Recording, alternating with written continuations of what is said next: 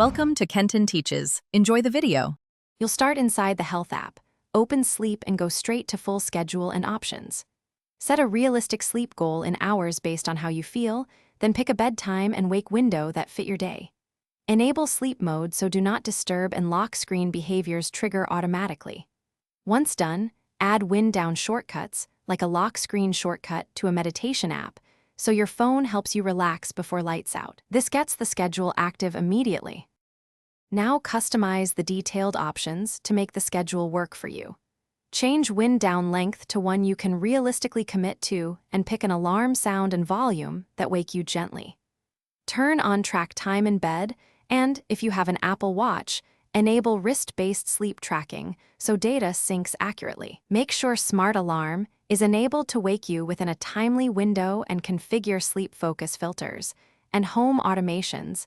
Finish by reviewing your schedule and running a short test night to see how settings behave together. Check sleep data and health for initial results and confirm wind down shortcuts triggered. If alarms or sleep mode don't work, make sure focus settings allow scheduled interruptions, volume is up, and bedtime alarm is set correctly. Also verify do not disturb rules aren't blocking your alarm. If issues persist, restart your iPhone, toggle the schedule off and on, then retest to clear transient glitches.